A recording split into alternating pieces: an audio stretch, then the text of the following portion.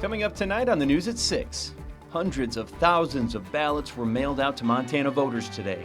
What you need to know as you prepare to cast your vote. Plus, wondering how to celebrate Halloween safely? We have answers from public health officials. From Montana's news leader, this is MTN News at 6. Good evening, everyone, and welcome to the News at 6. I'm Andy Curtis. And I'm Marian Davidson. Thanks for joining us. Well, elections officials mailed out hundreds of thousands of ballots to voters across Montana today. MTN's Jonathan Ambarian reports on what voters need to know about the procedures for this general election. Mail ballots for the general election are now on their way out to most Montana voters. After weeks of legal fights and uncertainty, it appears the procedures for this election will be very similar to those for the June primary. So it worked out well for us and for the voters that the instructions we're sending and the ballots we're sending are all valid, everything's legal and correct. That's included in there. Governor Steve Bullock again gave counties the option to hold all mail elections in response to COVID-19. In recent weeks, judges allowed mail elections to go forward, and confirmed ballots must be returned by 8 p.m. on Election Day. 45 Montana counties are using all-mail ballots, including all of the largest counties. In the other 11, ballots have been mailed to those who choose to vote absentee. The Montana Secretary of State's office estimates 624,000 ballots were sent out Friday. Counties have also set up procedures for those who want to vote in person. In Lewis and Clark County, there will also be ballot drop boxes in Helena during business hours, and in East Helena, Lincoln, Augusta, and Wolf Creek on Election Day. In June, Montana saw its highest voter turnout in a primary in decades, as all counties used mail ballots, and officials expect another huge turnout this time. Lewis and Clark County is working to speed up ballot processing so they can let people know if there's an issue with the signature on their ballot. So we're kind of gearing up, adding a few additional staff to that process, making sure everybody's trained and that can move very quickly. Now, officials say if you're expecting a mail ballot and haven't received it by the end of next week, you should call your local elections office to check. In Helena, Jonathan Ambarian, MTN News. If you still need to register, you can do that by mail through October 26th, and after that, you have to go register in person at your local elections office. All right, now it's time for First Weather with Chief Meteorologist Curtis Grevenitz. Well, happy Friday, everybody. The good news is it's Friday. The not so good news is the air quality not the best, and it actually is getting worse as we go into at least the beginning of the weekend. Northern Montana, a little cleaner, easier breathing, but down along the Interstate 90 corridor here, and even up through Helena and Seeley Lake, you can see that air quality generally between moderates.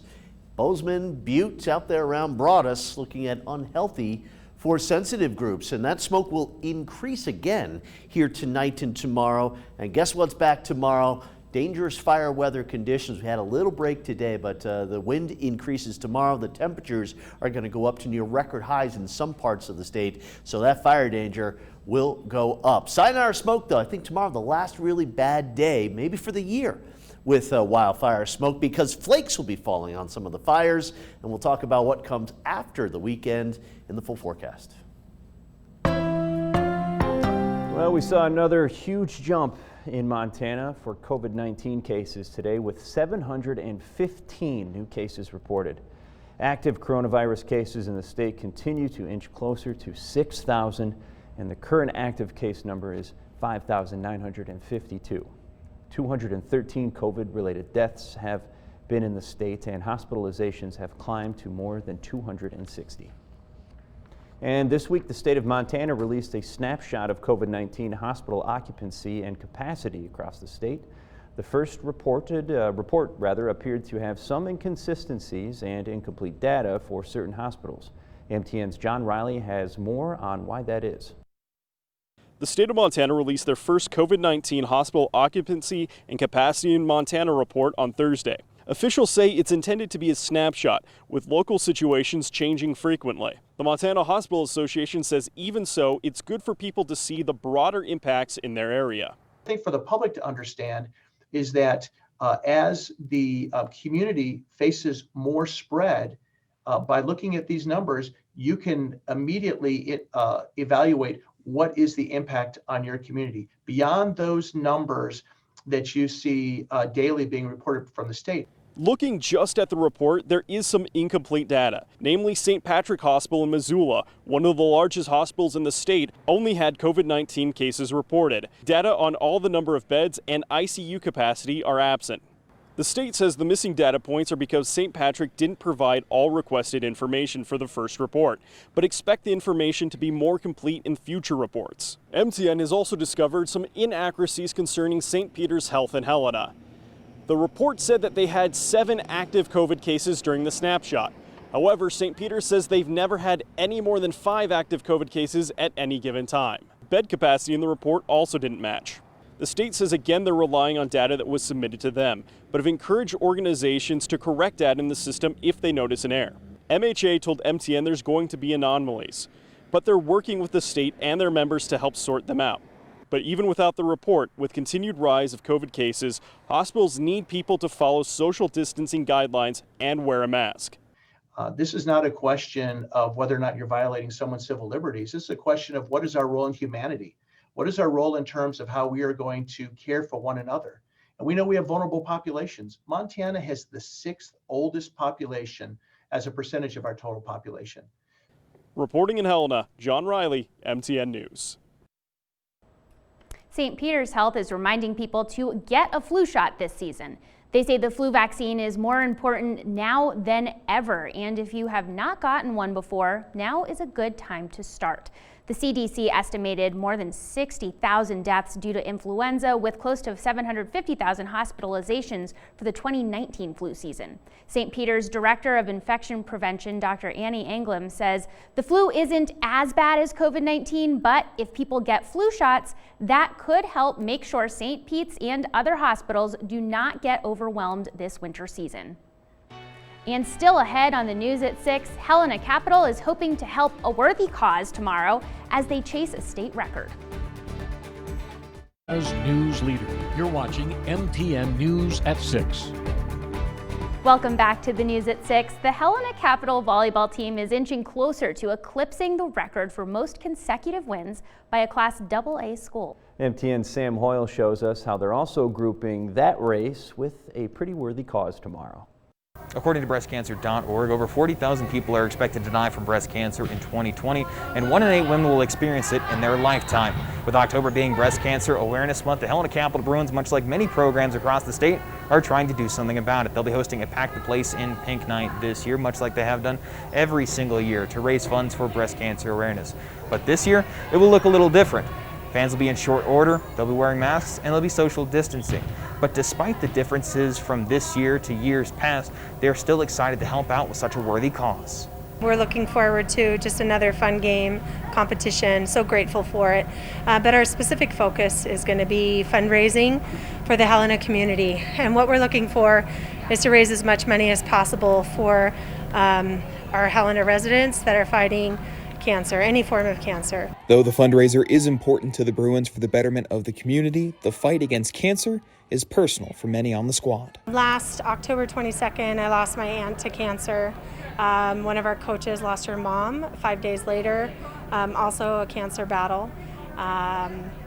We had a family member in our program just a night ago that passed away from cancer. And so, I mean, it directly hits home. My best friend's mom just survived cancer. Just like last month, she just had her last treatment. And also my aunt has cancer, so yeah, many people in my life have had it. All of the funds raised by the Helena Capital Bruins volleyball team will be donated to the St. Peter's Health Cancer Treatment Center. The Bruins are already near their total from last year of $3,300 and hope to get to $5,000 by the end of October 10th. But with many fans unable to attend, the Bruins are hoping that won't stifle their efforts to help. Every year we've had a great turnout. This year, because we're limited on number, we're really asking our community to step up on the fundraising. And what we'd love to have is for residents in the community to come into the gym. Can't necessarily watch the game, but we will have a table where they can come up and donate. The Helena Capital Bruins will host the Butte Bulldogs for their Pack the Place in Pink night this coming Saturday at 3 o'clock. Reporting in Helena, Sam Hoyle, MTN Sports. Now with a look at our weekend forecast, Chief Meteorologist Curtis Grevenitz. Everybody raise your hand if you're going up into the mountains this weekend. Andy, right there too. Big changes from Saturday to Sunday at 6,000 feet, really at all elevations here, but it goes from windy and warm to windy and wintry with snowflakes flying in the mountains here on Sunday. Your full weekend forecast is coming up next. Starts now with Chief Meteorologist Curtis Grevenens. Welcome back, everybody. Happy Friday to you all. Looking at, some haze, some smoke out there. The haze and the smoke is increasing right now across a lot of western Montana. 72 degrees. Hey, we broke our streak of record highs, or at least tying record highs in Helena today. The last 3 days, though, we tied those record highs. Great Falls, 66 degrees. And it's a beautiful thing in Great Falls when the wind is only 3 miles per hour. Sky's a little bluer the farther north you get in the state as the smoke is coming up from the south and the southwest here. But 60s and 70s pretty much all across the board here. Another day with above average temperatures. That will continue, that trend, that is, for one more day. The wind, not too bad out there right now, but everybody will be looking at some pretty strong wind for tomorrow. Hence the red flag warning that has been issued for much of the state. Good little fire out here southeastern Montana, west of Broadus, that is really affecting the air quality in southeastern Montana. That's a 3,000 acre fire right there. But the latest on the Yogo fire here, not much change since yesterday. Acreage burned still right around 4,000, 0% containment. But this fire will see snow as we go through Saturday night into Sunday. Maybe not a lot, but certainly much colder temperatures and just a little moisture really will help take the edge off of the critical fire danger that we've had here recently. Down on the Gulf Coast, yes, we have Hurricane Delta that has made landfall here in Louisiana. Wind speeds now dropping, but still 90 miles per hour. You can see the center circulation is moving inland here, and most of Montana, half of Montana has an elevation of at least 5,000 feet. Well, the elevation here in a lot of southern Louisiana is less than about 20 feet. So storm surge and a lot of flooding, a big concern for that part of the country here. Wildfire smoke, it's increasing, and tomorrow, don't expect really clean or clear skies with that smoke coming through, but look at the difference. So with the front going through into Saturday night and Sunday, and then I mentioned before, sayonara smoke, because after we get through tomorrow, it really does look like a lot of at least the northern Rockies and the Pacific Northwest will be free of smoke. We've got that Mullen fire, huge fire, 150,000 acres down there, southern Wyoming, northern Colorado, and also the California fires. But as we go through this upcoming work week, we'll be looking at a good chance of some wet weather for a lot of people here throughout the West. For tonight, hazy, smoky skies. Again, not the best night to be doing some hiking out there because of the air quality, but heading into tomorrow, here comes the front. Some sunshine early, some sunshine throughout the day in eastern Montana. That'll help them warm up here, but here comes the rain right around Helena by 5, 6, 7 o'clock in the evening, maybe an isolated thunderstorm. And then notice how the greens turn to more white as we get into Sunday here. Sunday, there will be sun, but it will be very windy, chilly, and look at these scattered mixed rain and snow showers out over the lower elevations, and there will be snow, as I mentioned, here into the mountains, maybe a few inches. Glacier could see up to about 12 inches of snow onto the peaks going through Sunday evening. For tonight, a fairly mild night, 40s and 50s for many locations. Our lows should be in the low to mid 30s for this time of year. Tomorrow, get out early, get out often, because here comes the fronts later in the afternoon and the evening. Record highs potentially in north central and northeastern Montana. That front will mean some business in the afternoon and the evening. Sunday, a much colder day, a windier day. It's not terribly cold, but we're going to drop 10, 20, maybe even 30 degrees temperature-wise. Case of the Mondays here on Monday. Some wet snow maybe mixed in the lower elevations with the rain, snow into the higher terrain, and Tuesday, still a little moisture around here with cooler temperatures. Here's the 7-day forecast for Helena. 77 tomorrow, and then back below average for the rest of the 7-day forecast here. Monday, we could have some wet snowflakes mixed in around the capital level, about that elevation-wise. And for Great Falls, warm, windy. Watch the fire danger tomorrow. Windy, cooler on Sunday, and maybe a little wet snow mixed in with the raindrops on Monday. Well, still ahead, what public health officials say you need to know for a safe Halloween. Montana's news leader. You're watching MTN News at 6. Well, Halloween is just 3 weeks away, and many people are wondering, what will the haunted holiday look like this year due to COVID-19? MTN's Jessica Nelson spoke with the Lewis and Clark County Health Department to find the answer. Halloween is a holiday that is normally filled with all kinds of fun activities for people of all ages. But with coronavirus still lurking as we head into the haunted holiday, how should we safely celebrate? I reached out to the Lewis and Clark County Health Department to ask this very question. Here is what I was told. Doing some trick-or-treating in your small neighborhood, making sure that you're staying 6 feet apart, and wearing your masks in that situation is probably okay. Having big parties where you have lots of people in a small space, not such a good idea. These rules fall under the governor's directive, but each county may have separate regulations in place for the fall celebration. The way we've trick-or-treated in the past needs to look different this year. The downtown area has been a real draw for people to come and hang out together and celebrate together. Certain neighborhoods have been a draw. What we are recommending this year is that we not gather in those big groups. If you aren't sure how to safely participate in Halloween, the CDC's website breaks down activities into high, moderate, and low risk categories. The CDC lists traditional trick-or-treating as a high-risk activity, along with having trunk-or-treats or attending crowded parties.